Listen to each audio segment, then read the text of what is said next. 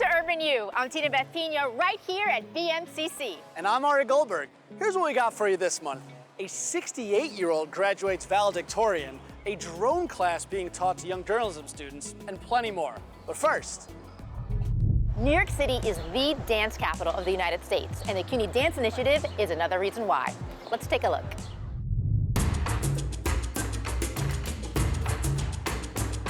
The CUNY Dance Initiative is a remarkable program that opens the doors of CUNY campuses across the 5 boroughs to professional choreographers and dance companies that are based in New York City. We're a residency program, which means we offer rehearsal time and performance opportunities to these New York City artists. I think it's beyond fabulous to me because it's so expensive, all these studio rentals, and their help is enormous. It helped us to have a space where you can be so creative, no rushing, developing your ideas. 1, 2, 3. Artists also get involved with the students and the community through workshops, demonstrations, and other projects tailored for the specific campus. So the residency is a win-win for the artists and for the campuses. I just got to teach for Queensborough College, which was really incredible, and it was such a great group of kids. I really enjoyed teaching them, and the studio is beautiful at Queensborough, and I'd never been there before, so it was really a really wonderful surprise. When we began, we didn't really expect that we would be where we are now, 5 years later. We've offered residencies to over 130 artists. We have given them 6,000 hours of studio and stage time. Many of the artists that we support, they take the project that we gave them the space to begin, and they take it on to other stages. It goes to Jacob's Pillow, it goes to the Joyce, and then projects tour nationally and internationally. As a result of the CDI program and being able to bring Rising to the Tap to life, we now have amazing documentation of the piece, and we now have interest for a potential tour. See, dancing is a language that helps you speak to the world about whatever it is that you're going through. You got problems at school, you dance it out. The CUNY Dance Initiative recently celebrated their 5th anniversary by having a dance fest at Baruch College's Performing Arts Center. It showcased a sampling of artists who have come through their doors and showed the creativity of these New York choreographers and dance companies. Flamenco needs these kind of festivals because people doesn't know what's flamenco. So CUNY is the perfect platform, I think, to show a little bit, like a candy, and then grab them to follow this art.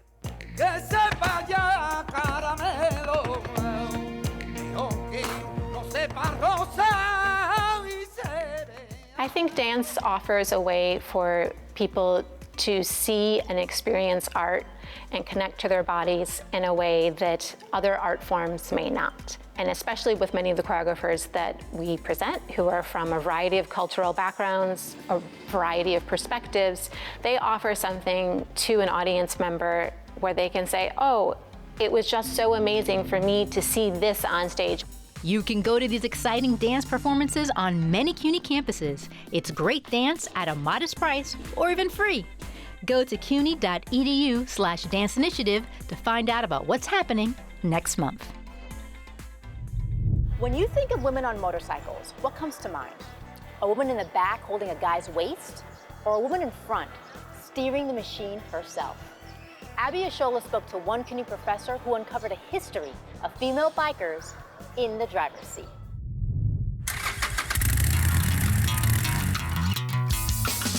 Hollister, California, July 1947. Motorcyclists from near and far flocked to the Gypsy Tour motorcycle rally to converge, race, and celebrate. If we let the media tell it, the event was pandemonium, havoc, terrorism. Many say the coverage was sensationalized and sparked the birth of the motorcycle outlaw.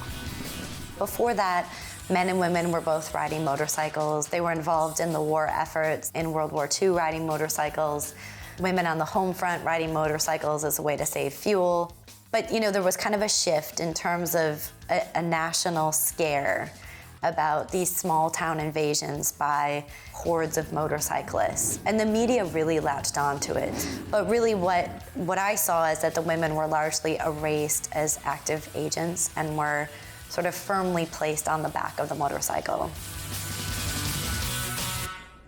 I'm Sarah Hoyland. I'm an assistant professor at Ostos Community College.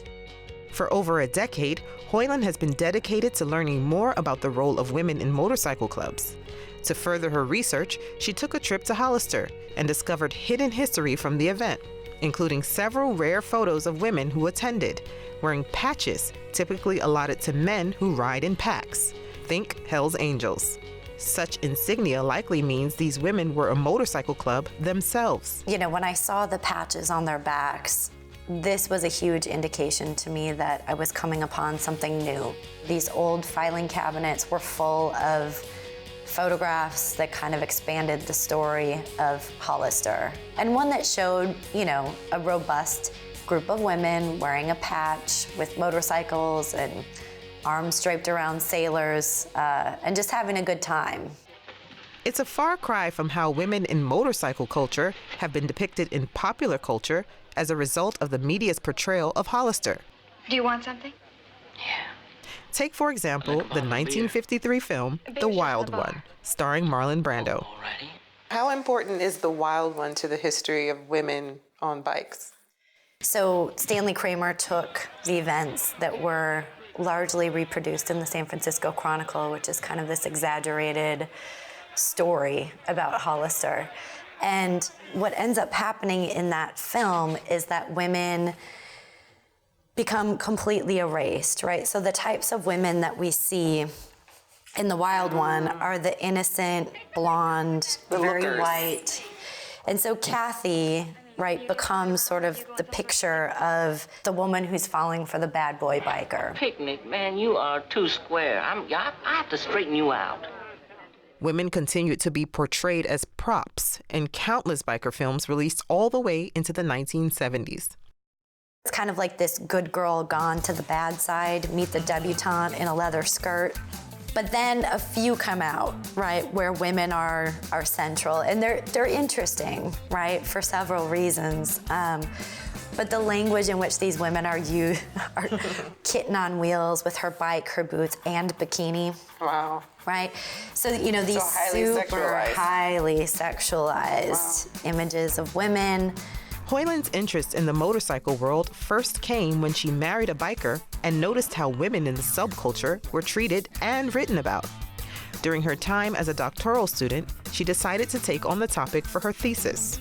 Her goal is to expand the narrative in her upcoming book titled Righteous Sisterhood: Constructing a Feminist Biker Identity in a Misogynist Subculture. She recently won the coveted Mellon ACLS Fellowship to complete the project, which largely focuses on a women's motorcycle club based in Florida who operate anonymously due to the stigma many patched members face. They've negotiated respect. And I would say that among many of these kind of hardcore bikers, they are considered righteous sisters. Abby Ashola for Urban U. The miniskirt mob, I think, is one of both of our favorites. And you know, their catchphrase is, they're hog-straddling female animals on the prowl. Oh my God.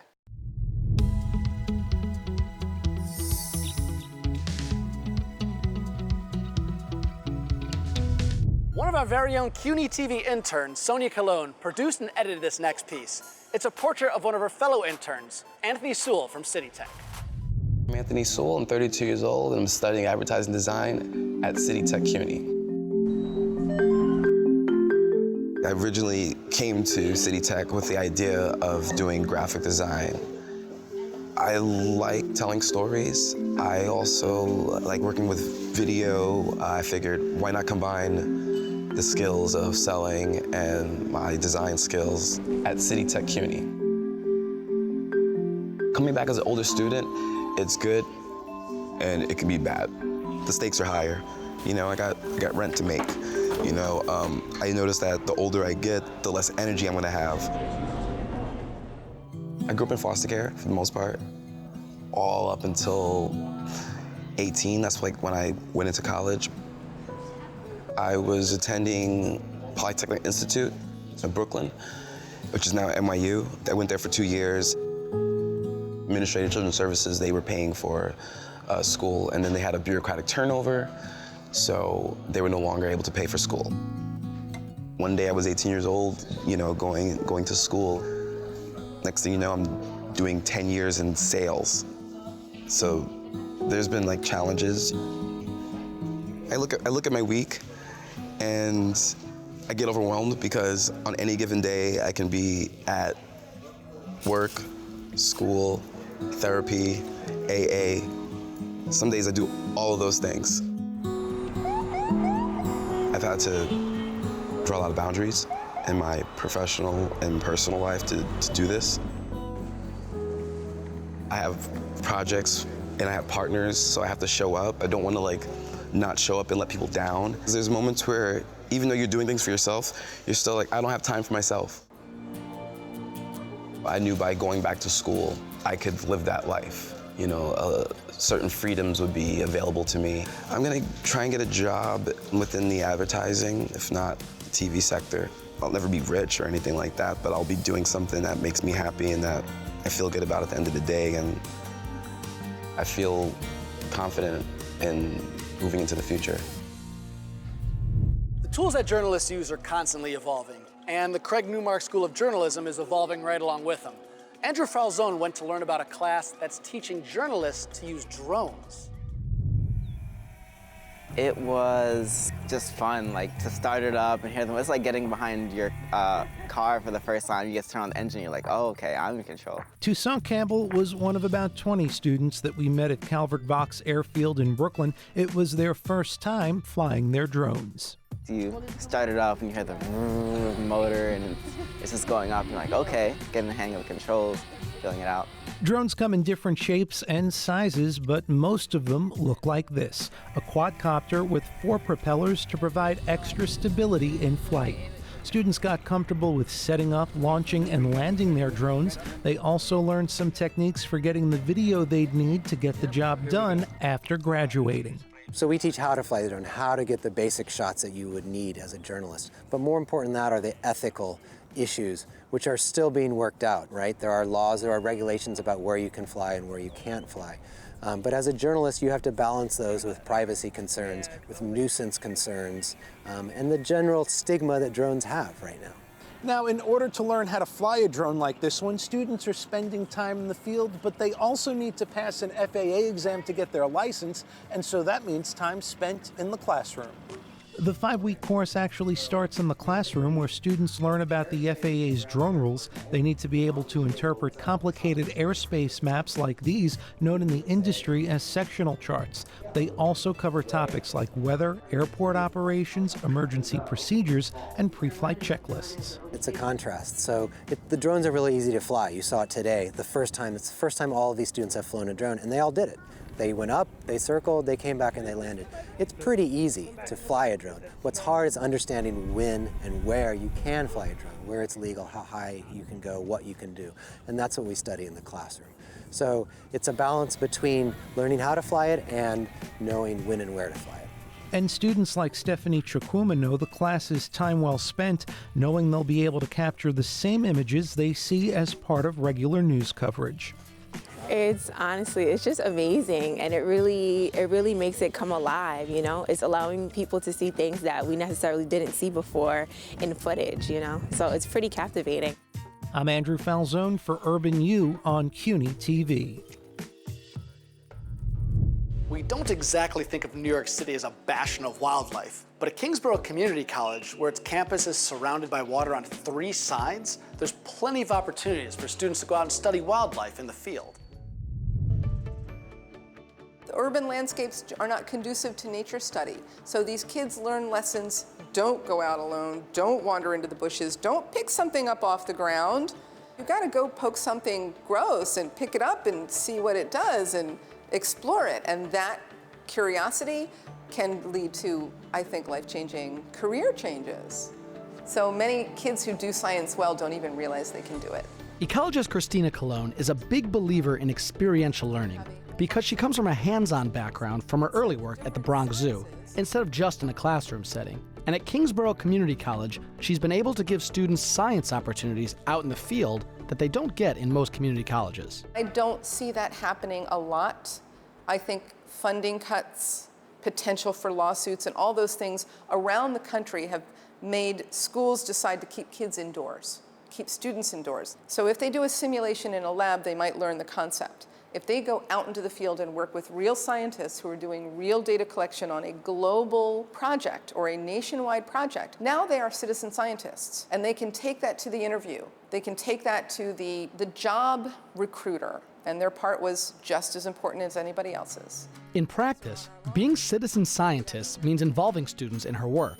For instance, Dr. Cologne is currently working on studying the local populations of horseshoe crabs. It's a vital animal in the biomedical field, as its blood is used to detect contamination in medical equipment. But as important as they are, it's not just lip service getting inexperienced students involved.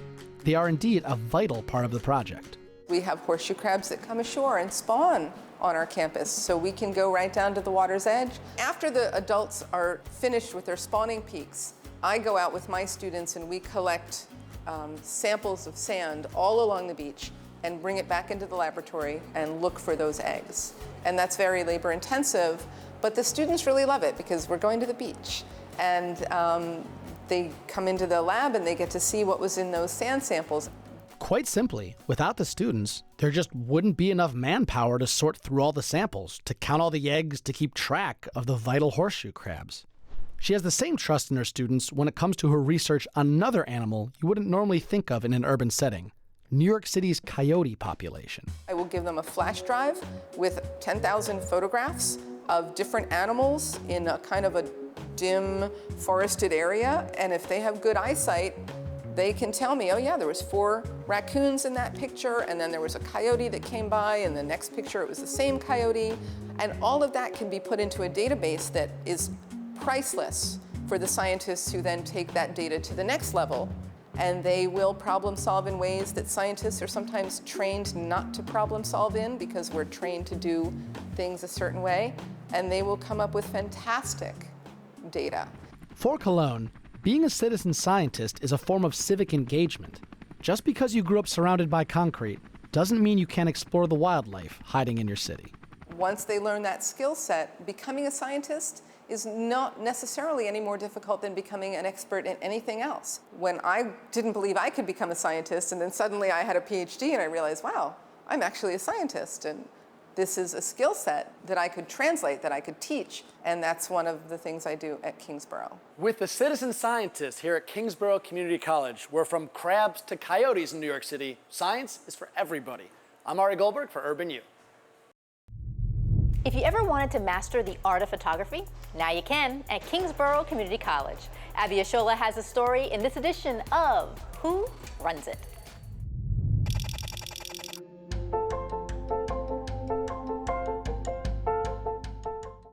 Photography, to me, is about memory.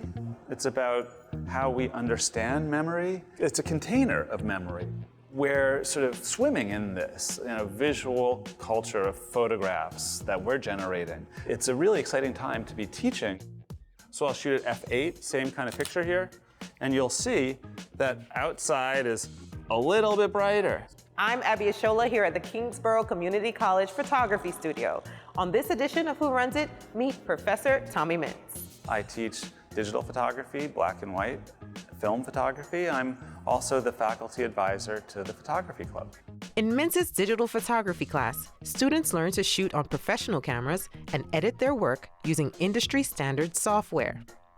He also guides students looking to do more experimental projects through the school's photography club. It's a luxury that includes access to shooting with film cameras and developing work inside the college's very own darkroom. Students appreciate the tactile quality that they experience in the darkroom, working with the physicality of chemicals and paper. There's something about watching it slowly appear that's very meditative. And then I also have people that are finding old negatives from like grandparents and stuff and bringing those in, and we're able to make prints of that too, which is really cool. So that's the kind of thing that we do in Photo Club. We don't do the whole photo class. My favorite part of teaching photography at Kingsborough in particular is the wide range of students that are here. So you have students that have a lifetime of experience coming back to college in the same class as students that are fresh out of high school. And these different points in life, people have different ideas and information that they can share with one another in an art class. That's especially powerful. And while he's teaching the craft, he's also engaging in photography on his own terms. Most recently, he created digital collages using photos he's taken in areas in Manhattan that have changed radically.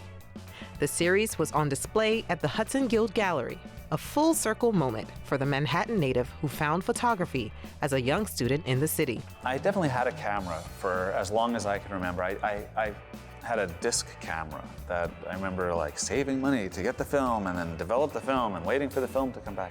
Children's Aid Society in Greenwich Village had a darkroom and there were after-school classes. I took photography one year and then the next year I was asked to assistant teach. I don't think I've turned back since then. I mean, it's sort of something that has just been part of my approach to the world. At a certain point, the camera, if you don't have it on you, you almost feel like you're not fully dressed. It's a funny thing. Abby Ashola for Urban U. 55,000 students graduated from CUNY this year, which is an incredible number. One of the more incredible stories is Dorothea Levy DeSecoli, who graduated at Borough of Manhattan Community College valedictorian at 68 years old. My name is Dorothea Levy DeSecoli. I'm 68 years old. I feel much younger. I had difficulties during my first grade year. And I guess that the teacher I had did not recognize these problems. Imagine 60 years ago, no one spoke, I think, about learning disabilities. Her verdict was that I was not going to be able to finish high school. And that set in deep inside me. So I said, I will finish high school, but that's it. Then I will start working, and I will never go to college because I won't be able to make it. 60 years later, not only did Dorothea make it, she was valedictorian of her class and was asked to speak on graduation day, which happened right after our interview. I want to prove to myself that this afternoon, when I am talking to this immense audience, I will not feel as scared to open my mouth as I did 60 years ago. So they asked me if I would be needing a step stool today. And I said, no. I grew taller at BMCC.